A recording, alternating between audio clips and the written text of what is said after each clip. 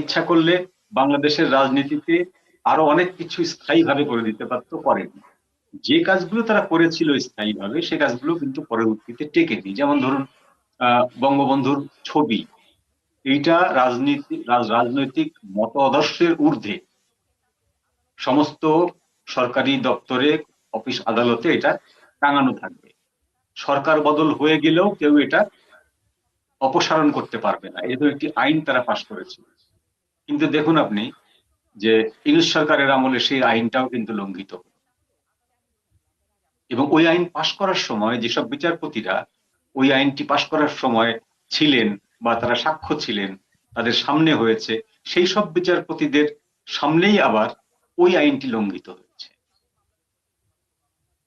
বঙ্গভবন থেকে বঙ্গবন্ধুর ছবি নামিয়ে তারপরে সেখানে মাহফুজরা ফটো সেশন করেছে। তো এই জিনিসগুলো কিন্তু আইন পাশ করলেই, আপনি নিরঙ্কুশ সংখ্যাগরিষ্ঠতা পাওয়ার পরে একটি আইন পাশ করলেই সেটি যে বহাল থাকবে পরবর্তী সরকারের সময়, বাংলাদেশের রাষ্ট্র ব্যবস্থায় অন্তত এই গ্যারান্টিটুকু আর নেই। সুতরাং এখন যে তারেক রহমান সাহেব নিরঙ্কুশ সংখ্যাগরিষ্ঠতা পেয়েছেন, পেয়ে উনি যা যা করছেন, এইটা কোনো কারণে একটি মধ্যবর্তী নির্বাচনে জামাত যদি ক্ষমতায় চলে আসে, এর সবকিছু বাতিল করে দিতে পারে। আওয়ামী লীগ ক্ষমতায় চলে আসবে এই শব্দটি আমরা উচ্চারণও করতে পারি না, কারণ আওয়ামী লীগ দেশেই নেই। আওয়ামী লীগের নেত্রী দেশে নেই, আওয়ামী লীগের রাজনীতিতে ফেরার কোনো লক্ষণ নেই। তো সেই জায়গাটায় বিএনপি যদি তার অন্য একটি প্রতিদ্বন্দ্বী ক্ষমতায় চলে আসে, বিএনপির সিদ্ধান্তগুলো বাতিল করে দেবে। তবে আমার যেটা মনে হয়, বিএনপি আওয়ামী লীগের নেওয়া সিদ্ধান্তগুলোর বাইরে নতুন করে কোনো সিদ্ধান্ত নেওয়ার সুযোগ নেই বা দরকার নেই, দরকার পড়বে না।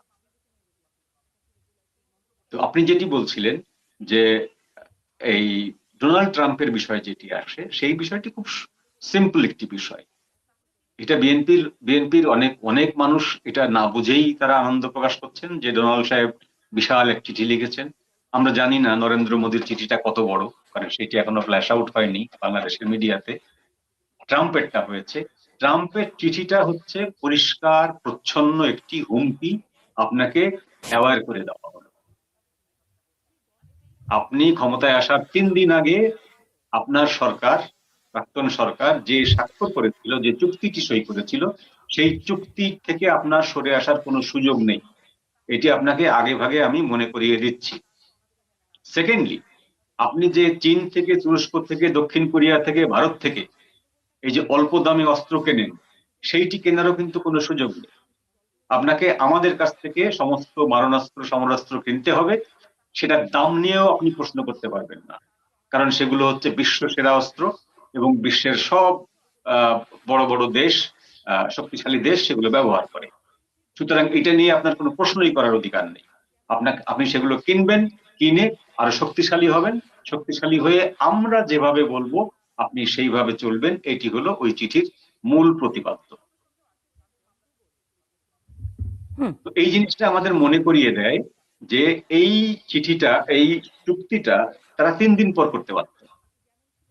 মার্কিন যুক্তরাষ্ট্র চুক্তিটা তারেক রহমান ক্ষমতায় বসার 3 দিন পরদিনই করতে পারত।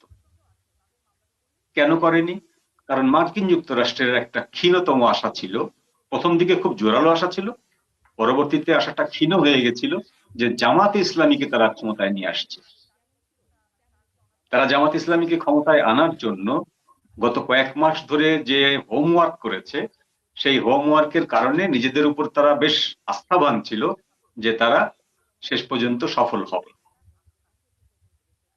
যে কারণেই হোক তারা সফল হয়নি। ট্রাম্প কার্ডের উপরে ওভার ট্রাম্প করেছে ভারত।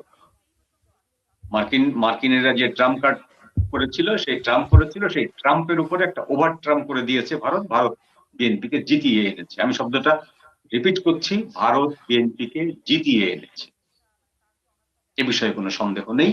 সুতরাং এইটি মার্কিন সরকারকে ভারতের পক্ষ থেকে একটি জবাব দেওয়া, যে আমাদের এখানকার যে এই অঞ্চলটার যে ভূপ্রকৃতি, এই অঞ্চলটার যে ভূ রাজনীতি, এইখানে আমরাই বস,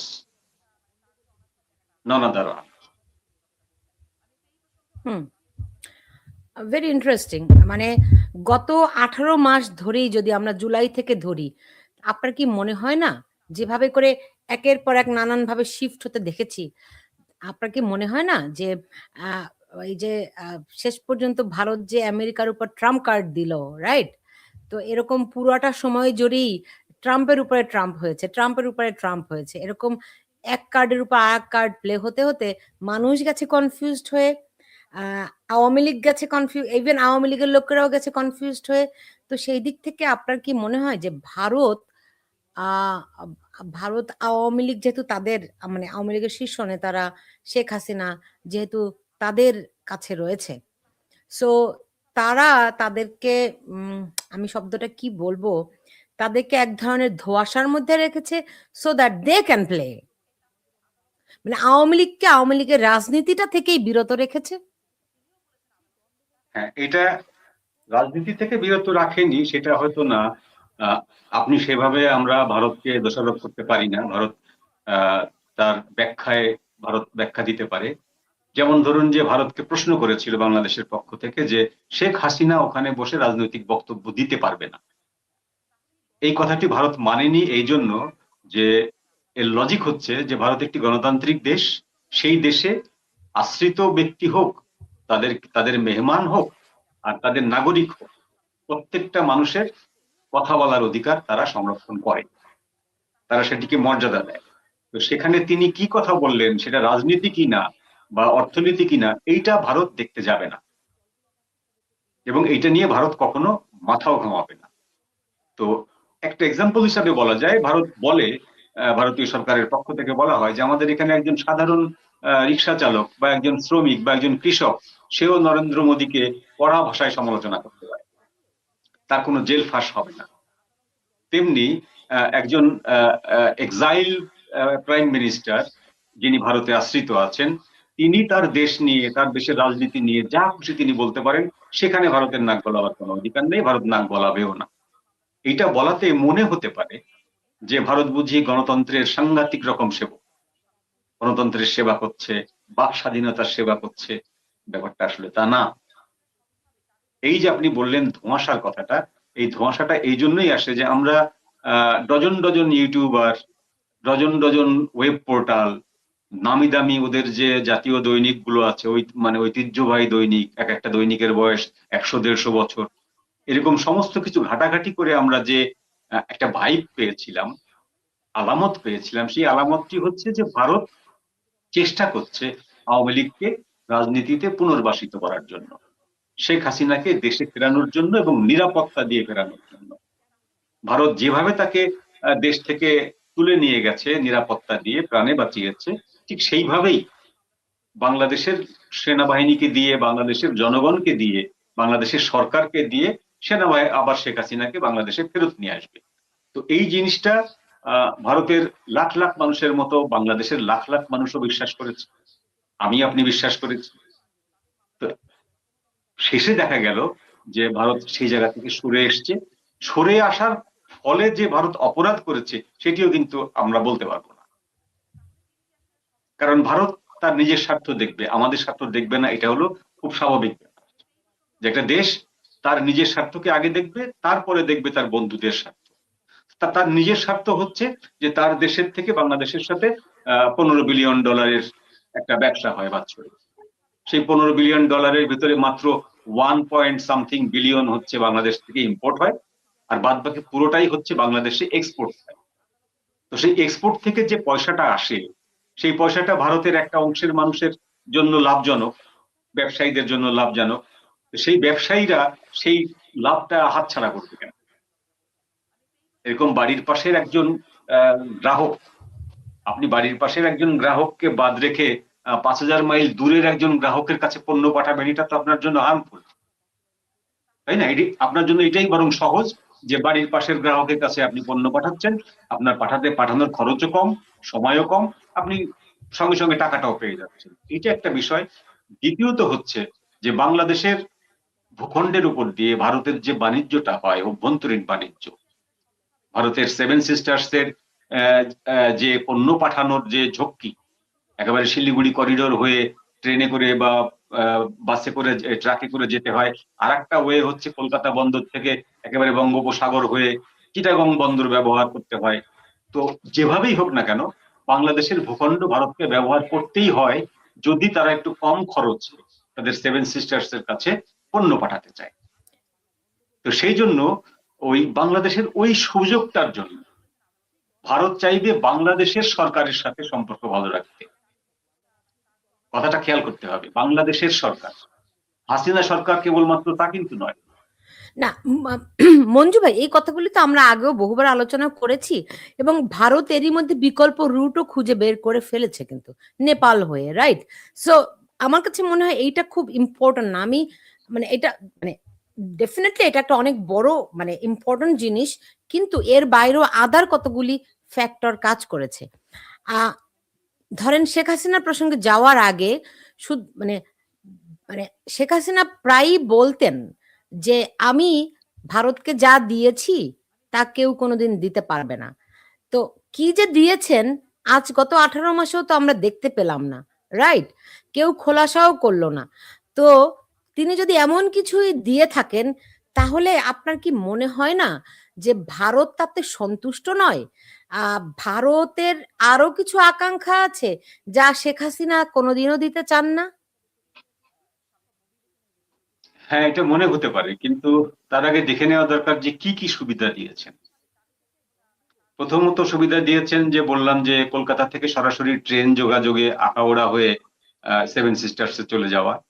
এটাতে মানে বিরাট একটা সাশ্রয়, খুব খুব কম মাত্র আপনার ট্যারিফ দিয়ে, খুব কম পরিমাণ আপনার কস্ট দিয়ে, এটা একটা বিরাট সাশ্রয়। দ্বিতীয়ত হচ্ছে যে আপনি কলকাতা বন্দর থেকে মিয়ানমারের সিটুয়ে বন্দর ব্যবহার করে মিয়ানমারের সিটুয়ে থেকে মিজোরামে পাঠানো, এইটা যে বিশাল লম্বা একটা রাস্তা, তার থেকে 1/3 রাস্তা ব্যয় করে আপনি কলকাতা বন্দর থেকে সরাসরি চট্টগ্রাম বন্দরে আপনি ব্যবহার করতে পারেন। চট্টগ্রাম বন্দর ব্যবহার করে আপনি সেভেন সিস্টার্সে পণ্য পাঠাতে পারেন। এই দুটো সুবিধা শেখ হাসিনার সময় দেওয়া হয়েছিল, এবং সেটা অর্থের বিনিময়ে, টাকার বিনিময়ে। বাংলাদেশ তার বদলে টাকা পেত ভারতের কাছ থেকে। আর ভারতের রাস্তা, ভারতের যেহেতু ওই একটু একটু দেখেন, কথা আবার ভুলভাবে ব্যাখ্যা হয়ে যাবে। শেখ হাসিনা দিয়েছেন না বলে আমরা কি এরকম বলতে পারি কিনা যে শেখ হাসিনাও আসলে বাণিজ্যই করেছেন? ভারত যেমন বাণিজ্য করেছে, বাংলাদেশও বাণিজ্য করেছে, এবং এখানে সিচুয়েশনটা উইন উইন। এখানে এমন না যে বাংলাদেশ বাংলাদেশ ভারতকে এই সুবিধাটা ফ্রি দিয়ে দিয়েছে, বিনিময়ে বাংলাদেশও তো মানে অর্থ পেয়েছে, তাই না? এবং সেটি নট ব্যাড অ্যামাউন্ট। সো শুধু আমরা অর্থ, এখানে যদি দেখি, হ্যাঁ, জি শুধু অর্থ না, বাংলাদেশ যেটা পেয়েছে সেটা হলো যে ভারত থেকে যে ডিজেলটা আমরা আমদানি করতাম, সেই ডিজেলটা আনার জন্য সবচেয়ে কম খরচের সিস্টেম ছিল হচ্ছে মাটির নিচে দিয়ে পাইপ দিয়ে আনা। সেই পাইপ বসানোর কাজও শুরু হয়েছিল, যেটা শেখ হাসিনা সরকারের পতনের ফলে ওটা বন্ধ হয়ে গেছে। তো এখন আমরা বলি যদি যে এটা win to win, win win situation, এক ব্যবসায়ী ব্যবসায়ী সম্পর্ক, যে আমি আপনাকে করিডোর দিচ্ছি, আপনি আমাকে ভাড়া দেবেন, হুম সোজা হিসাব। তো সেই জায়গাটায় যখন শেখ হাসিনা বলেন যে ভারতকে আমি যা দিয়েছি তা সারা জীবন মনে রাখবে, তখন ব্যাপারটা আসে এই জায়গাটায় যে কি দিয়েছেন। হুম সেটার উত্তরে আমি বললাম যে এই দুটো ফ্যাসিলিটি দিয়েছেন। আর ভারত যদি বলে এই ফ্যাসিলিটি তো আমি মাংনা নেইনি, আমি তো পয়সার বিনিময়ে আপনার কাছ থেকে নিয়েছি, তখন শেখ হাসিনার উত্তর হতে পারে বা বাংলাদেশের উত্তর হতে পারে, আমি যে পয়সায় আপনাকে এই ফ্যাসিলিটি দিয়েছি এই পয়সায় বিশ্বের কেউ আপনাকে সেই ফ্যাসিলিটি দেবে না। হুম এটা বাংলাদেশ না হয়ে যদি মিয়ানমার হতো, সে আপনাকে এই ফ্যাসিলিটি এই পয়সায় দিত না। এটা হলো হুম ব্যবসায়িক সম্পর্ক। এখন ঘটনা হলো যে ভারত, এই যে সম্পর্কটা ভালো ছিল, এই যে সম্পর্কটা স্ট্যাগনেন্ট ছিল, সেই জায়গা থেকে ভারত কি মনে করে যে আওয়ামী লীগ চলে গেলে এই ফ্যাসিলিটিটা বন্ধ হয়ে যাবে? এইটা ভারত মনে করতো না, যদি না আওয়ামী লীগের বদলে ওই সময়ে 3 মাসের ভিতরে বিএনপি সরকার আসতো বা অন্য সরকার আসতো।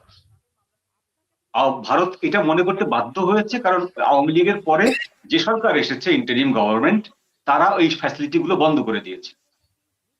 বন্ধ করে দেওয়ার পরে ভারতের এটা ঐকান্তিক চেষ্টা ছিল যে হয় আওয়ামী লীগকে ফেরত নিয়ে আসতে হবে, অথবা আওয়ামী লীগের বদলে অন্য একটি দলকে ফেরত আনতে হবে, যে দলটি আওয়ামী লীগের দেওয়া এই ফ্যাসিলিটিস গুলো বন্ধ করবে না। তো ভারত বিএনপির কাছ থেকে সেরকম একটি অ্যাসুরেন্স পেয়েছে, নিশ্চয়তা পেয়েছে। নিশ্চয়তা পাওয়ার পরে তারা বিএনপিকে সমর্থন করেছে। খুব সোজা এখন বিষয়। এখন আমাকে বলেন, এই করিডোরের ফলে বাংলাদেশের কি ক্ষতি হয়েছে, বাংলাদেশের কি অসুবিধা হয়েছে? কোনো ক্ষতি হয়নি, কোনো অসুবিধা হয়নি। সো আমাদের যেটা মানুষকে ভুল বোঝানো হয়েছে যে আমাদের স্বাধীনতা বিপন্ন, সেটা তো আমরা খালেদা জিয়ার আমলেও দেখেছি। আমরা ওই সাবমেরিন কেবল কানেক্টেড হতে পারতাম খালেদা জিয়া সরকারের আমলে, আমাদেরকে হতে দেওয়া হয়নি। বলা হয়েছে যে সাবমেরিন কেবল কানেক্টেড হলে দেশের সার্বভৌমত্ব বিপন্ন হবে। রাইট, কিন্তু আমরা জানি যে সারা ইউরোপে কোনো দেশের পাসপোর্ট লাগে না। রাইট, ব্রিটেন বাদে যে ইউরোপীয় ইউনিয়ন, সেই ইউরোপীয় ইউনিয়নের ভিতরে যে বাণিজ্যটা হয়, সেই বাণিজ্যের জন্য এরকম কোনো পারমিশন লাগে না, কোনো পাসপোর্ট লাগে না। যে যতটুকু জমি ব্যবহার করে, যার ভূখণ্ড ব্যবহার করে, অক্টর ট্যাক্স হিসাবে একটা ট্যাক্স দেয়। জি। না, ওইটা এতে করে ওইটা খালেদা জিয়া সরকারের আমলে একটা বিরাট বড় ব্যর্থতা ছিল। শুধুমাত্র সম্ভবত রাজনৈতিক কারণে উনি ওটি করেননি, ফলে বাংলাদেশের অনেক ক্ষতি হয়েছে। এখন পাকিস্তানের চাকরি করেননি। রাইট। সো এখন আমার যে প্রশ্নটি, এটি তো গেল একটা বাণিজ্যিক দিক। আপনি বলছিলেন যে ভারত চাইবে, ভারত স্পষ্টতই বলে জামাতকে তারা ক্ষমতায় চায় না। এটি তারা রাগ ঢাক করে বলে না, স্পষ্ট করেই হ্যাঁ, বলে, তাই না? স্পষ্ট করে সেখানে বলে, তাদের হ্যাঁ। সামনে আছে আওয়ামী লীগ এবং বিএনপি। তো ধরেন আওয়ামী লীগ যেহেতু দেশে নাই, ওকে, সেই ক্ষেত্রে আপনি দেখুন গত 18টি মাস ধরে আওয়ামী লীগকে আম বিভিন্ন মাধ্যমে, আপনি তো জানেন কতগুলি মেকানিজম আছে। কতগুলো আ কি বলবো? আ এগুলির নাম কি বলবো? মানে প্রভাবিতকরণ, প্রভাব বিস্তার করা। শুধুমাত্র তো অস্ত্র দিয়ে প্রভাব বিস্তার হয় না, নানানভাবে প্রভাব বিস্তার করা, হ্যাঁ? তাদেরকে ১ম থেকে আশ্বস্ত করেছে যে আ শেখ হাসিনা প্রধানমন্ত্রী হিসেবেই ফিরবেন। রাইট? আপনি আওয়ামী লীগের কর্মীদের কাছে যান, সবাই এই কথাই বলবে। তারা জানে যে শেখ হাসিনা প্রধানমন্ত্রী হিসেবেই ফিরবে। এই কথাটার সোর্স কোনো না কোনোভাবে তো ভারত থেকে। এখন ভারত সরকার বলতে পারে, "না, আমরা তো এই ধরনের কথা বলিনি।" কারণ দায়িত্বশীল কোনো ব্যক্তি তো প্রকাশ্যে এই ধরনের কথা বলবেনও না, রাইট? সো কিন্তু আওয়ামী লীগের কর্মীদের কাছে এরকম একটা ঘটনা মানে রটানো হয়েছে যে তিনি প্রধানমন্ত্রী হিসেবেই ফিরবেন। এমনকি আপনি গত বছর মার্চে খেয়াল করে দেখুন, বলা হলো শেখ হাসিনা মার্চে ফিরছেন। মার্চের 26 একদম কতবার তারিখ দেয়া হয়েছে, রাইট? কর্মীরা কিন্তু ওটাই বিশ্বাস করেছে এবং এই গুজবগুলোর সোর্স যে ভারত থেকে আসা, এ ব্যাপারে কিন্তু কোনো সন্দেহ নাই। এই গেল একটা। আরেকটা দিক, দেখেন শেখ হাসিনা বিচ্ছিন্ন হয়ে আছেন। তিনি হয়তো মানুষের সঙ্গে কথা বলছেন, কিন্তু মানুষ তো তাকে দেখছে না। তিনি কি পরিবেশে, কি পরিস্থিতির মধ্যে রয়েছেন, তা কিন্তু মানুষ জানে না। তিনি আ এই কথাটি বলা আমার কতখানি সঙ্গত, তবুও আমি সাহস করে বলে ফেলতে চাই, তিনি কতটা স্বাধীন, আমরা তাই বা কি জানি? তারপরে ধরেন প্রতিনিয়ত এই যে আওয়ামী লীগের শীর্ষ নেতা যারা ভারতে রয়েছেন, তাদের দিকে কর্মীরা বারবার আঙুল তুলছে যে, "আপনারা কিছু করেন না কেন? নেতা কোথায়?" রাইট? সে ধরনের কোনো কর্মসূচিও আসেনি। এদিকে নেতারা বলছে তাদেরকে অপেক্ষা করতে বলা হয়েছে।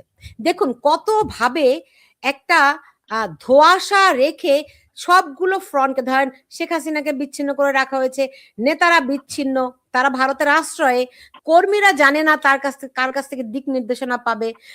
কর্মীদেরকে মধ্যে নানান রকম গুজব রটানো হচ্ছে, কিংবা ধরেন নানানভাবে এমনভাবে প্রভাবিত হচ্ছে যে তারা আসলে জানে না যে কি হচ্ছে বা তাদের করণীয়টাই বা কি। আমি এই প্রসঙ্গটি এমন করে তুললাম এই কারণে যে আওয়ামী লীগ কোনো ছোট রাজনৈতিক দল নয়। তাদের কর্মীরও কোনো অভাব নেই। এমনকি নেতা তৈরি হওয়ারও তাদের কোনো সমস্যা হওয়ার কথা নয়। এই যে একটা ধোঁয়াশা তৈরি করেছে, যার পেছনে ভারতের আ ভারতের ইন্ধন, সোর্সটা ভারত কিনা। আচ্ছা, প্রথম প্রশ্নটা আসি যে মানে এই যে মূল বিষয়টি হচ্ছে আওয়ামী লীগ যে নিষ্ক্রিয় থেকেছে, না, এটা তার ঠিক আছে। পেছনে এইগুলোর অবদান কতখানি? না, এটা আমি ওই জায়গাটায় আসি। সেটা হলো যে প্রথম প্রশ্নটা হচ্ছে যে ধোঁয়াশা করে রেখেছে ভারত। এই যে আপনি বললেন যে মার্চে, আমি নিজেও অনেক লেখায় লিখেছি, বলেছি, এই যে মঞ্জু ভাই, আশাবাদটা। Sorry, sorry. একদম সবশেষ তারা যেটা করেছে, মানে আমি এটা, আপনি সরাসরি ভারতকে দোষও দিতে পারবেন না। আপনি, তারা বলতে পারে আপনারা কে কি বললো আপনারা এগুলো বিশ্বাস করেন কেন। দেখেন, নির্বাচন হবে না এরকম নানা সব, কিন্তু সব রকম সিমটম গুলি ছিল যে এই নির্বাচনটা ভন্ডুল হয়ে যাবে, রাইট? এবং ওই এমন ধরনের ইনফরমেশন দেয়া হচ্ছিল যে আসলে নির্বাচনটা যে কোনো সময় বানচাল হয়ে যাবে। মানে আওয়ামী লীগের কর্মীরা যে নির্বাচনটিকে বাতিল করার জন্য কিংবা তাদের অংশগ্রহণ নিশ্চিত করার জন্য রাজপথে নামবে, বিভিন্ন রকম আশা দিয়ে তাদেরকে নিষ্ক্রিয় করা হয়েছে। মানে না, সবশেষ পর্যন্ত তাদেরকে নিষ্ক্রিয়ই রাখা হয়েছে।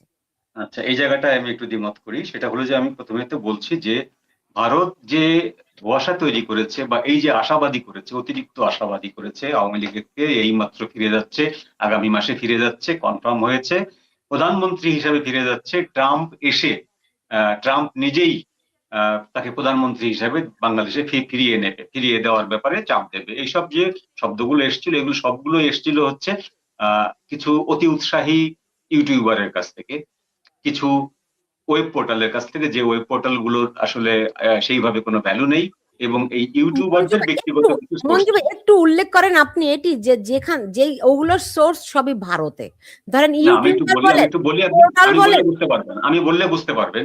জি। তো এই যে সোর্স গুলো এসছিল, সে আপনি খেয়াল করে দেখবেন যে প্রত্যেকটা সোর্স কিন্তু বলেছে আমার পরিচিত একজন এটি বলেছে।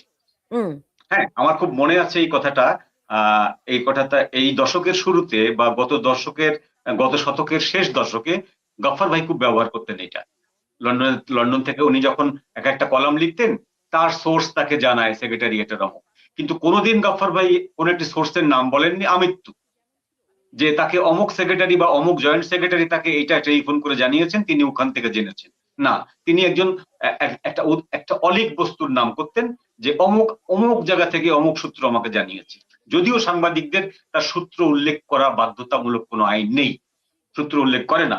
কিন্তু এখনকার জামানায় যে আপনার পডকাস্টের জামানা, যেটা এই পডকাস্টের সময় আপনাকে সোর্স উল্লেখ করতে হয়, তা ওরা যে সোর্সটা উল্লেখ করেছে, দিল্লি থেকে আমাকে জনৈক সাংবাদিক জানিয়েছেন, দিল্লি থেকে আমি এইটুক পরিমাণ জেনেছি, এর বেশি আমার পক্ষে জানা সম্ভব হয়নি। এইভাবে এইভাবে কথাগুলো এসছে। কিন্তু আপনি দেখুন যে দ্য হিন্দু, দ্যাট স্টেটসম্যান বা দ্য ইন্ডিয়ান টাইমস, এই যে নাম করা যে সংবাদপত্রগুলো, এই সংবাদপত্রেও কিন্তু এরকম নিউজ এসছে। একেবারে এইভাবে এই ইউটিউবারদের মতন স্পষ্ট করে বলেনি, কিন্তু তারা ঘুরিয়ে ঘুরিয়ে বলেছে।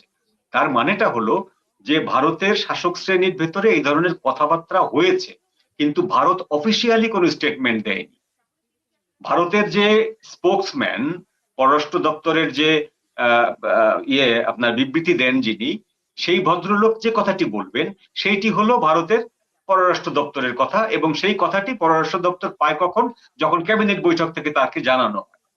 তো ভারতের ক্যাবিনেট বৈঠকের, ভারতের বিশেষ বৈঠকের, এসএসসি বৈঠকের যে সব মানে ইয়েগুলো, সিদ্ধান্তগুলো আসে, সেই সিদ্ধান্তের কোথাও কিন্তু বলা হয়নি যে শেখ হাসিনাকে বাংলাদেশে প্রত্যাবর্তন করানো হবে। ভারত একটি কথা বারবার করে বলে এসছে সরকারিভাবে, সেটি হলো তারা একটি ইনক্লুসিভ নির্বাচন চায়, সকল দলের অংশগ্রহণমূলক নির্বাচন চায়। এখন ধরুন আপনি অ্যাজ এক্সাম্পল, যে ভারতের সবচেয়ে বড় দল দুটো, একটা হচ্ছে কংগ্রেস, একটা হচ্ছে বিজেপি। এখন কংগ্রেসকে ছাড়া বিজেপি বাকি ছোট দলকে নিয়ে একটা নির্বাচন করছে পৃথিবীর সবচেয়ে বড় গণতান্ত্রিক দেশ। এইটা কি পশ্চিমা কোনো দেশের কোনো সাংবাদিক কেউ বিশ্বাস করবে যে এই নির্বাচনটি হবে?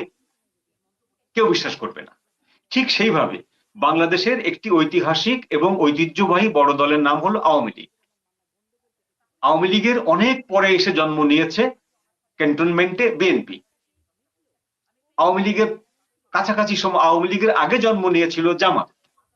এখন ধরুন যদি কেউ মনে করে যে আওয়ামী লীগকে ছাড়া বাংলাদেশে নির্বাচন হবে, করা হবে, কেউ বিশ্বাস করবে না। কিন্তু যদি সে এক্সাম্পল হিসাবে ব্যবহার করে, ওই আওয়ামী লীগ তো 3বারের নির্বাচনে 2বারই বিএনপিকে নেয়নি। তার উত্তর হচ্ছে আওয়ামী লীগ বিএনপিকে নেয়নি কথাটা ঠিক না, বিএনপি সেই নির্বাচন বয়কট করেছে। আর এইবার যেহেতু আওয়ামী লীগ নির্বাচন বয়কট করেনি, তাকে বাধ্য করা হয়েছে নির্বাচনে যেন সে প্রতিদ্বন্দ্বিতা করতে না পারে। এরকম একটি সিচুয়েশনে এট জেনারেল সেন্স পৃথিবীর কেউ বিশ্বাস করবে না যে এই নির্বাচনটি হবে। এখন যদি আপনি ভারতের প্রধানমন্ত্রীকে জিজ্ঞেস করেন বা সাউথ ব্লকের কোন পলিসি মেকারকে জিজ্ঞেস করেন যে আপনারা যে বলেছিলেন নির্বাচন হবে না, কোন গ্রাউন্ডে বলেছিলেন, এই কথাটাই কিন্তু বলবে যে এটাই কি বড় গ্রাউন্ড না যে দেশের সবচেয়ে ঐতিহ্যবাহী দলটিকে বাদ দিয়ে একটি ইনক্লুসিভ নির্বাচন হতে পারে না, শেষ মুহূর্তে তারা নির্বাচন থেকে সরে আসবে। আমেরিকার মতো একটি দেশ যারা গণতন্ত্রের কথা বলে, তারা তো ট্রাম্প তো কখনো এর পরের নির্বাচনে আপনার রিপাবলিকানদেরকে বাদ দিতে পারবে না, রিপাবলিকানরা তো কখনো ডেমোক্রেটদের বাদ দিতে পারবে না। জি, এখন সুতরাং আমরা সেই কারণেই বলেছি যে বাংলাদেশে এই নির্বাচনটি হবে না। আপনি প্রশ্ন করলে তারা এই উত্তরটাই দেবে। কিন্তু আমাদের যেটা ভুল হয়েছে, আওয়ামী লীগের কর্মীদের নেতাদের যে ভুলটা হয়েছে, সেই ভুলটা হলো যে এই ধরনের কথার উপরে বিশ্বাস রাখা, এই ধরনের কথার উপরে বিশ্বাস রাখা। আর আপনার দ্বিতীয় প্রশ্নটির উত্তর যেটা বলবো আমি, সেইটি হলো যে নরেন্দ্র মোদীর ইচ্ছাতে হাসিনা দিল্লিতে, কথাটা ঠিক না। হাসিনা দিল্লিতে নরেন্দ্র মোদীর ইচ্ছাতে পৌঁছেছেন, কিন্তু অবস্থান করেছেন সর্বদলীয় সিদ্ধান্তে।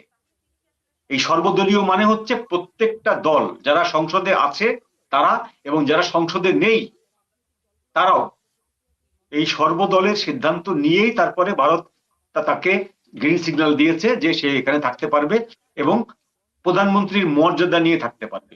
এখন তার সঙ্গে দেখা না করার বিষয়টা সম্পূর্ণ রকম হচ্ছে নিরাপত্তা জনিত, কারণ ভারতের অভ্যন্তরে এসে একাধিক জঙ্গি হামলার ঘটনা আমরা 2000 সালের আগে থেকে এ পর্যন্ত যতগুলো আছে, পুলওয়ামা থেকে শুরু করে বোম্বে থেকে শুরু করে পেহেলগাম পর্যন্ত যতগুলো জঙ্গি হামলার ঘটনা আছে, সেইখানে আইএসআই এর চররা বা বাংলাদেশের কোন স্লিপার সেল শেখ হাসিনাকে হত্যা করতে পারে, এই ধারণাটা আসা স্বাভাবিক। এবং সেই ধারণার কারণেই ভারত নিরাপত্তার কারণে শেখ হাসিনার সঙ্গে অন্য কারো দেখা করাটা অনুমোদন করেনি। জি, এটা তো ক্লিয়ার, এটা তো জানি। হ্যাঁ, কিন্তু এই যে ধরেন ভারতের রাজনীতিটা করেছে, ভারতের স্বার্থ দেখেছে, আওয়ামী লীগ কেন তাদের নিজেদের রাজনীতিটা করতে পারলো না? এটা রাজনৈতিক ব্যর্থতা। মানে কি কারণে তাদের কাছে কি মনে, মানে এমন না দেখেন শুধু দুর্নীতিবাজ, তারা শুধু নিজেদের নিয়ে আছে, এই কথাটা আমার কাছে বিশ্বাসযোগ্য না। ডেফিনেটলি এরকম একটা অংশ তো আছেই, কিন্তু এর নেপথ্যে আরো কিছু কি নেই? ডেফিনেটলি আছে। কি সেটা? আপনি ধরুন যে আমরা কয়টা আওয়ামী লীগের এই যে আন্দোলনে আসা উচিত, এই যে আসা উচিত বা নামা উচিত, এইটাকে তারা অ্যাভয়েড করেছে কি কি শর্ত দিয়ে, কি কি যুক্তি দিয়ে। আমি আপনাকে একটু পড়ে শোনাই। মোল্লা মিলিটারি জঙ্গি ডিপ স্টেট আইএসআই অ্যাসেটরা চেয়েছিল বিডিআর বিদ্রোহের মতো একটি ম্যাসিভ এনার্কি করে জাকার্তা মেথডে মতো মাস কিলিং করতে, আওয়ামী লীগের দূরদর্শী পদক্ষেপে সেটা হয়নি। Number one. নাম্বার টু হচ্ছে ইউনূসের প্রত্যক্ষ মদদে মোল্লা মিলিটারি জঙ্গি গ্রুপের প্রতিরোধে নামলে হাজার হাজার কর্মীর প্রাণ নাশ হতে পারত, যেটা আওয়ামী লীগকে সাংগঠনিকভাবে সাংঘাতিক ক্ষতি করত। আওয়ামী লীগ নীরব থেকে যে ক্ষতিটা এড়াতে পেরেছে।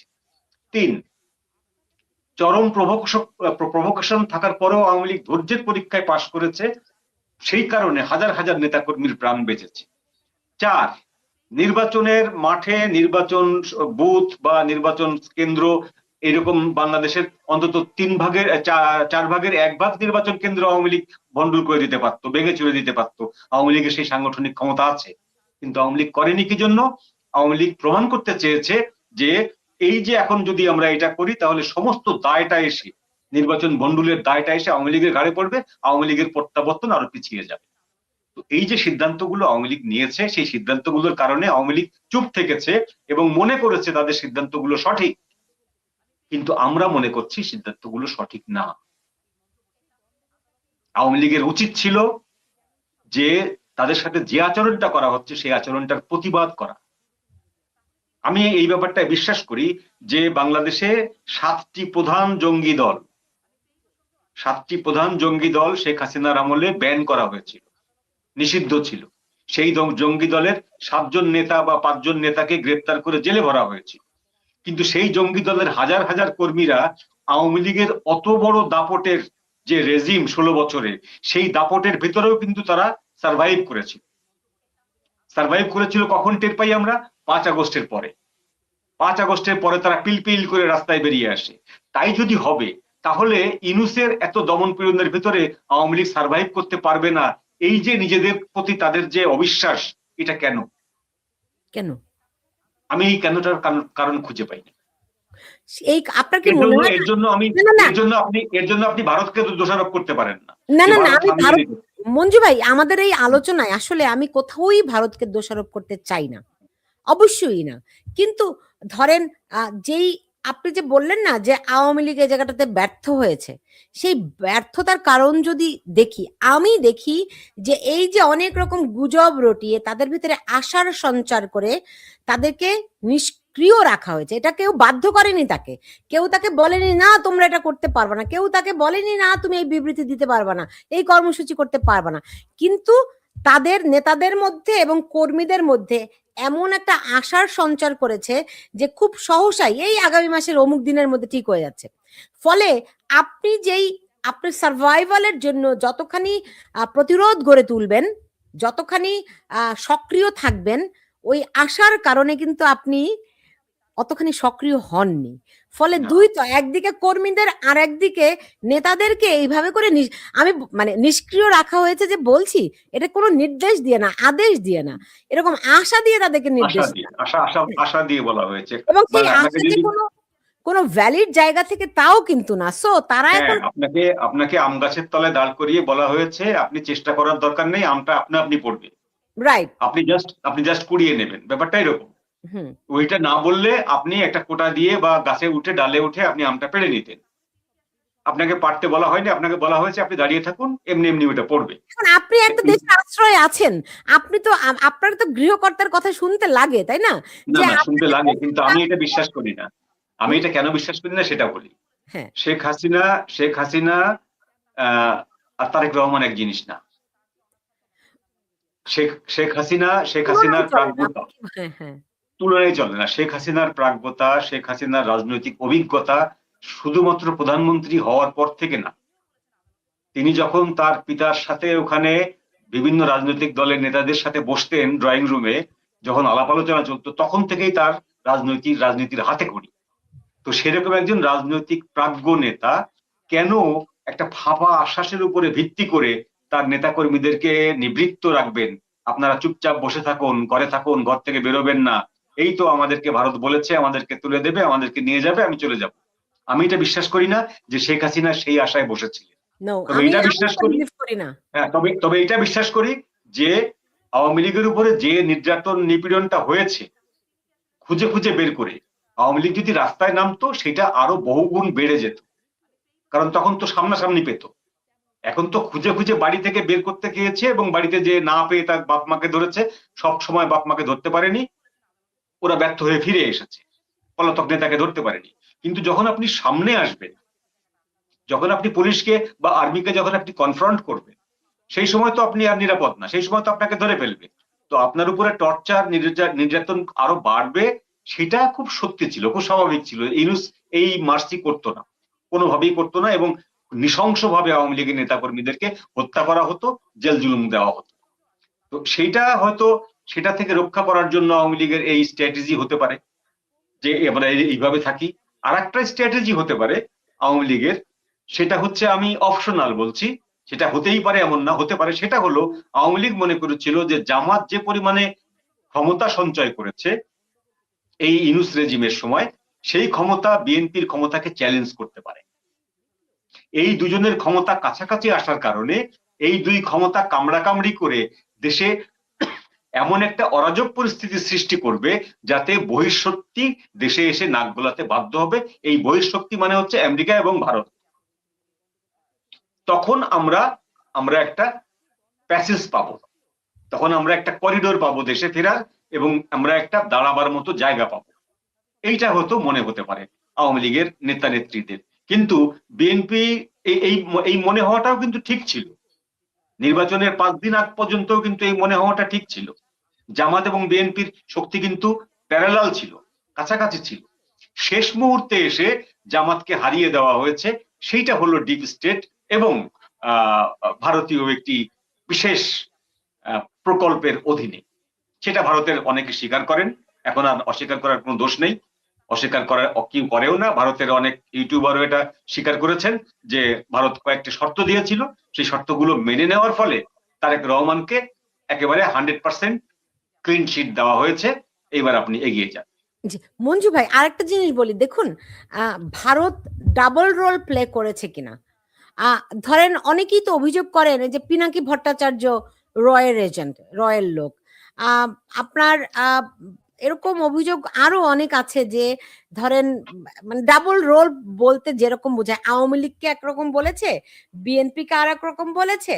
ফলে দুই জায়গা থেকে তারা দেখেছে কোন রোলটা প্লে করলে, কার সঙ্গে কি প্লে করলে তাদের স্বার্থটা হাসিল হয়। এখানে একটা কথা আছে, সেটা হলো যে ভাববাদী মতন মনে হবে কথাটা, মানুষ জন্মালে মৃত্যু আছে, অর্থাৎ জন্ম হলে তার মৃত্যু হবে। আর আপনি ডিভোর্স যদি এড়াতে চান তাহলে বিয়ে করার দরকার নেই। আপনি বিয়ে না করলে আপনার জীবনে ডিভোর্স আসবে না। এগুলো ধ্রুব সত্য, কিন্তু এই সত্যগুলোকে আমরা প্র্যাকটিস করি না। হ্যাঁ, আমরা এগুলোকে প্র্যাকটিস করি না।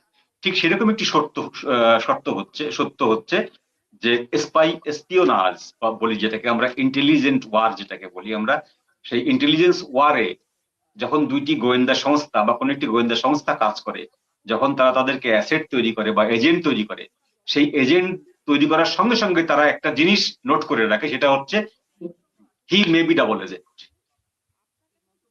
হি may not be double agent, he may be double agent. এই দুটি কথাই কিন্তু তাদের ফাইলে লেখা থাকে। তো যখনই আপনাকে একটা লোক তার এজেন্ট হিসাবে নিয়োগ দেবে, তখনই আপনি ডবল এজেন্ট হতে পারেন, এই বিষয়টাও তারা কিন্তু মাথায় রাখবে। তো এই জন্য সারা পৃথিবীতে যত এজেন্ট মারা যায়, গুপ্ত হত্যা হয়, এদের কিন্তু কোনো বিচার হয় না। এবং এরা মারা যাওয়ার ফলে আপনি একটা টাটকা উদাহরণ দেখুন, আমেরিকার যে ভদ্রলোক মারা গেলেন ঢাকার রেডিসন হোটেলে কয়েক মাস আগে, আমেরিকা কি একটা উচ্চবাচ্য করেছে সেই মৃত্যুটা নিয়ে? কিন্তু এই ভদ্রলোক যদি কোনো দূতাবাসের কর্মচারী হতেন, তাহলে কিন্তু বাংলাদেশ সরকারের খবর ছিল। ঠিক আছে, তাহলে বাংলাদেশ সরকারের খবর ছিল এবং 24 ঘন্টার ভিতরে বঙ্গোপসাগরে সপ্তম নৌবহর, অষ্টম নৌবহর এসে ওয়াশিংটন এসে হাজির হয়ে যেত, আব্রাহাম লিঙ্কন এসে হাজির হয়ে যেত। কিন্তু যেহেতু সেই ব্যক্তি এজেন্ট, সেই ব্যক্তির দায় কোনো দেশ, কোনো সরকার নেবে না, কখনো নেয় না। কারণ তারা ধরেই নিতে পারে যে ও নিশ্চয়ই ডবল এজেন্টের ভূমিকা পালন করতে গেছিল, সেই জন্য সে ইনার কিলিং হয়ে গেছে, আন্ডারহ্যান্ড কিলিং হয়ে গেছে, বা যেটাকে বলে গুপ্ত হত্যা, আননোন গানম্যান তাকে মেরে ফেলেছে। তো সেরকম ভারতের যে এজেন্ট গুলো বাংলাদেশে কাজ করেছে, তারা যে ডবল এজেন্ট না, এটাও কেউ বলতে পারে না। এবং যারা যারা এজেন্ট নিয়োগ করেছে, তারা নিজেরাও জানে না যে সে ডবল এজেন্ট কিনা। ওই যে আমি বললাম যে তারা ওই ফাইলের ভিতরেই আর একটা জায়গায় নোট রাখে, he may be double agent or may not be double agent. আমার কাছে খুব ইন্টারেস্টিং যখন আমি দেখি গত গত 18 মাসের, হ্যাঁ, তো আমার তো মনে হয় বেশিরভাগ লোকই ডাবল এজেন্ট রোল প্লে করেছে, ডাবল রোল প্লে করেছে।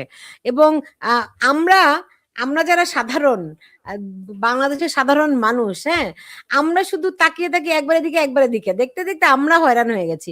বাংলাদেশের মানুষ সব হয়রান হয়ে গেছে যে মানে এজেন্ট এজেন্ট হলে আরেকটা সুবিধা হচ্ছে, আরেকটা অসুবিধা হচ্ছে, এজেন্ট হলেই আপনি যে দেশটির এজেন্ট হবেন, সেই প্রতিপক্ষ দেশ, সেই দেশটির প্রতিপক্ষ দেশ যে, তারা আপনাকে এজেন্ট বানাবার চেষ্টা করবে। তারা কিন্তু একজন একজন ফ্রেশ লোককে এজেন্ট বানাবার চেয়ে একজন অন্য দেশের, যে দেশ আপনার শত্রু, সেই দেশের এজেন্টকে আমাদের এজেন্ট বানাবো, এই চেষ্টাটা করবে।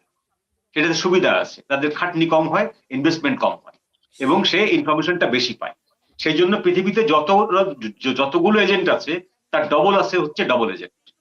হুম, ভেরি এবং এই ইন্টারেস্টিং। ডবল এজেন্টদেরকে মেরে ফেলার ব্যাপারে কোনো সরকারের কোনো কার্পণ্য নেই। আমরা আমরা জানি যে ওয়াগনার নামে একটা প্রাইভেট বাহিনী আছে রাশিয়াতে, পুতিনের খুব প্রিয়তম বাহিনী। আফ্রিকাতে বিভিন্ন দেশে বিপ্লব ঠেকানোর জন্য, মানে বিপ্লব হওয়ার পরে সেই সব সামরিক শাসকদেরকে ঠেকানোর জন্য পুতিনের ওই বাহিনী পাঠিয়ে দিত, রাশিয়ার সৈন্য যাওয়া লাগতো না। ওই বাহিনী যে ওই সরকারকে ঠেকিয়ে দিয়ে আসতো, রক্ষা করে আসতো। সেই বাহিনীর প্রধানকে মেরে ফেলতে হয়েছে। ধরেন কখন কোল্ড কখন ওয়ারের মেরে সময় ফেলতে মঞ্জু ভাই, আমি অনেক সিনেমাও দেখেছি, হ্যাঁ, মানে কোল্ড ওয়ার রিলেটেড বেসিকলি, হ্যাঁ। তো তখন এরকম এজেন্সিশিপটা খুব চলতো। এখনো কি অতখানি তীব্র মাত্রায় আছে নাকি? আরো বেশি আছে। আরো বেশি আছে। আরো বেশি আছে। ওয়াও! আরেকটা জিনিস, ধরেন এই গত 18 মাসে যে আমরা দেখলাম, আমরা দেখলাম এক ধরেন কি বলবো? ইউনূসের নেতৃত্বে একটা অনেকগুলো মাথা সমন্বিত করে একটা খেলা দেখলাম। পেছনে থাকলো ভারত আর আমেরিকা। তাদের পেছনে থাকলো আরো অনেক এজেন্ট, তাই তো? এবং বাংলাদেশের মানুষ হচ্ছে গিয়ে দুধ ভাত। আপনি একটা জিনিস খেয়াল করুন, নির্বাচনের আগের দিন রাতের থেকে নির্বাচনের দিন দুপুর পর্যন্ত বা বিকাল পর্যন্ত একটা হুইসপার ক্যাম্পেইন হয়েছিল বাংলাদেশে। এই হুইসপারটা হয়েছিল দুই রকম। একটা হচ্ছে যে আওয়ামী লীগ ভোট বর্জন করেনি, আওয়ামী লীগ বিএনপি কে ভোট দিয়ে দিচ্ছে, আওয়ামী লীগের ভোটগুলো বিএনপি পাচ্ছে। আরেকটা হুইসপার ছিল এর কাউন্টারে যে আওয়ামী লীগ জামাতকে ভোট দিয়ে দিচ্ছে। অর্থাৎ আওয়ামী লীগ এখানে একটা ফ্যাক্টর হয়ে গেল, নাম্বার ওয়ান ফ্যাক্টর। সে নাম্বার টু এবং নাম্বার থ্রি কে কাকে ভোট দিচ্ছে এটা কেউ জানে না, কিন্তু এই হুইসপারিংটা কিন্তু চালু হয়ে গেছে। এই হুইসপারিংটা হচ্ছে এইটাকে বলে হচ্ছে আপনার সাইলেন্ট হুইসপারিং।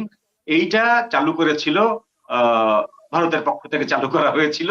কি দিয়ে চালু করেছিল সেটা আমি জানি না, সেটা আমি বলতেও পারবো না, তবে চালু হয়েছিল। এই হুইসপারিং এর কারণেই আওয়ামী লীগের যে লোকগুলোর বাড়িতে থাকার কথা, সেই লোকগুলো বাড়িতে না থেকে না ভোট দিতে কেন্দ্রে গেছে এবং সেখানে যে বিএনপিকে ভোট দিয়েছে। এখন আপনার কি মনে হয় না ইন্ডিয়ার তরফ থেকে ক্যাম্পেইন করা হয়েছে, হুইসপারিং করা হয়েছে যে বিএনপি কে ভোট দাও, আবার আমেরিকার তরফ থেকে ক্যাম্পেইন করা হয়েছে জামাতকে ভোট দাও, জামাতকে মানে ভোট দাও। রাইট? আমরা যে এই নানান রকমের কথা শুনি, এই দুইটার সোর্স এই দুইটা দেশ থেকে, তাই? এটা তো বলতেই পারি। আমি আমেরিকায় আছি, আমার কপালে কি আছে আল্লাহ জানে। আচ্ছা, এইবার আমাকে বলেন যে কি বলে শেখ হাসিনা, আমি এরকম শুনতে পাচ্ছি এখন ভারত চায় না যে শেখ হাসিনা আওয়ামী লীগের নেতৃত্ব নিয়ে আবার ফিরুক। ভারতের শেখ হাসিনার উপর এত নারাজ হওয়ার কারণটা কি? না, এইটা সত্যতা আমার ঠিক জানা নেই। ভারত এটা চায় না। ভারতের সাথে শেখ হাসিনার বিকল্প হিসাবে যদি কেউ চিন্তা করে জয়কে, তো জয়ের সাথে ভারতের কোনো রাজনৈতিক নেতার বড় কোনো আলোচনা, বড় কোনো বৈঠক কখনো হয়নি। এটা নিয়ে হওয়ার সম্ভাবনাও নাই। এখন যদি এরকম হয় যে বাংলাদেশে আর একটা হাইব্রিড আওয়ামী লীগের জন্ম দেওয়ার হতে পারে, একবার চেষ্টা হয়েছিল ইউনূস আমলেই, যে ৩-৪ জনকে নিয়ে হয়েছিল তার সেই ৩-৪ জনের কেউ সেটা স্বীকার করেনি। আমরা সাবের হোসেন চৌধুরীর কথা ২০০০ সেই ১১ সালের 1/11-এর সময় কিন্তু আমরা শুনেছিলাম যে সাবের হোসেন চৌধুরীকে দিয়ে একটা হাইব্রিড আওয়ামী লীগ তৈরি করা হচ্ছে, সংস্কারপন্থী আওয়ামী লীগ। তো সেই সময় সাবের হোসেন চৌধুরী চেষ্টা করেছিলেন, যে কারণে সাবের হোসেন চৌধুরী পরের বার কখনো আর মন্ত্রী হন নাই, হ্যাঁ, পরের বার কোনো আর মন্ত্রী যন্ত্রী হতে পারেন নাই। তো এবার তারা অস্বীকার করেছেন যে তারা কেউ সেই চেষ্টায় যান। এখন কথা হলো যে শেখ হাসিনাকে ভারত পছন্দ করে না, তার বিকল্প চায়, এই কথাটা সত্যতা নাই। কিন্তু আমি আপনাকে একটা এক্সাম্পল দেব, সেটা হলো যে আপনাকে আশ্রয় দেওয়া মানে এই না যে আপনাকে আবার রাষ্ট্র ক্ষমতায় পুনর্বাসন করার জন্য আমি চেষ্টা করব, তাই তো? আপনি আমার দুয়ারে এসেছেন, আপনার প্রাণ রক্ষা করেছি আমি, কিন্তু আপনার বিয়ে শাদী দেব, আপনার বাচ্চা কাচ্চা হবে, তাদেরকে লালন পালন করব, আপনার অন্ন বস্ত্র সবকিছু দেব, আপনার আত্মীয় স্বজনকে পালবো, এরকম কোন শর্ত কিন্তু আমি আপনাকে দেইনি। দালাই লামা ১৯৫৩ সাল থেকে ভারতে আছেন। এখন ১৯০০ এখন এখন এখন ভারত কি এখন চায় দালাই দালাই লামা লামাকে তো যদি তাদের এখানে এখন থেকে দালাই লামাকে যদি ধরুন, আমি শেষ করি, দালাই লামাকে যদি আপনি তিব্বতের রাষ্ট্র ক্ষমতায় বসাতে পারি নাই, চেষ্টাও করি নাই আমি। আমার সঙ্গে চীনের বিরাট বাণিজ্য, ভারতের সঙ্গে চীনের বিরাট বাণিজ্য, ভারত সেই বাণিজ্য নষ্ট করে নাই দালাই লামার কারণে। সুতরাং দালাই লামাকে যেরকম ভারত সারা জীবন ধরে রক্ষা করে যাচ্ছে, হাসিনাকেও সারা জীবন ধরে রক্ষা করবে, কিন্তু হাসিনাকে ক্ষমতায় বসাবে এরকম কোনো কথা, প্রতিশ্রুতি, গ্যারান্টি কোনো কিছুই কিন্তু ভারত দেয়নি। না, আওয়ামী লীগের লোকেরা তা চায়ও না। এখন আওয়ামী চায়ও না। লীগের লোকেরা আওয়ামী লীগের লোকেরা তা চায়ও না। কিন্তু আওয়ামী লীগের লোকেরা, আওয়ামী লীগের কর্মীরা এখন জানতে চায় শেখ হাসিনা কবে ফিরবেন। তিনি যদি এসে জেল খাটতে হয় জেলও খাটবেন। আওয়ামী লীগের না, কর্মী কিন্তু তিনি যদি জেল খাটতে হতো তাহলে কিন্তু তিনি চলে আসতেন। তাকে তো ফাঁসি দেওয়া হয়েছে। তো রাইট। তাহলে এই আইসিটিতে যে মামলা, এগুলো তো অটোমেটিক্যালি এখন বাতিল হয়ে যাওয়ার কথা। সেই উদ্যোগটা কেন নেওয়া হচ্ছে না? না, সেই উদ্যোগটা ভারতের দেওয়া শর্তের ভিতরে আছে। ভারত যে বিএনপিকে যে শর্তগুলো দিয়েছিল তার ভিতরে অন্যতম একটি শর্ত হচ্ছে যে ইউনূস আমলের অর্ডিন্যান্স গুলো বাতিল করতে হবে। সেই অর্ডিন্যান্স গুলো বাতিল করলে আওয়ামী লীগের যে নিষেধাজ্ঞা সেটা অটোমেটিক্যালি প্রত্যাহার হয়ে যাবে, বাতিল হয়ে যাবে। তো সেই ব্যাপারে তারেক রহমান সাহেব কোনো স্পষ্ট ঘোষণা দেননি। তারেক রহমান সাহেব নির্বাচনের আগে বলেছিলেন, আমি ব্যক্তিগতভাবে কোনো দলের নিষেধাজ্ঞা পছন্দ করি না বা চাই না, বিকজ অফ যে একদিন আমার দলকেও হয়তো কেউ এরকম নিষিদ্ধ করতে পারে। সেইটা হচ্ছে একটা লজিকের কাউন্টার লজিকে উনি বলেছিলেন। কিন্তু প্রধানমন্ত্রী হওয়ার পরে তিনি অফিসিয়ালি কি কোনো ঘোষণা দিয়েছেন যে আমি ভারতের ওই শর্তানুযায়ী ইউনূসের সমস্ত যে অর্ডিন্যান্স গুলো বাতিল করব, আমি আইসিটি বাতিল করব, আইসিটি বাতিল করে আওয়ামী লীগকে পুনর্বাসন করাবো বা প্রত্যাবর্তন করব, আওয়ামী লীগের মতো রাজনীতি করে বেড়াক? এটা তো উনি বলেননি। যদিও এই শর্তটা ভারতের তার উপরে দেওয়া আছে। এখন দেখতে হবে, কেবল সরকারের মেয়াদ একদিন হলো, দুদিন হলো, আমাদেরকে এটা কয়েক মাস দেখতে হবে। আমার ধারণা ভারত এটা 6 মাস পর্যন্ত এটা নিয়ে কোনো কথা বলবে না। 6 মাস পার হওয়ার পর ভারত হয়তো এই জিনিসটা মনে করিয়ে দিতে পারবে, এটা নক করবে।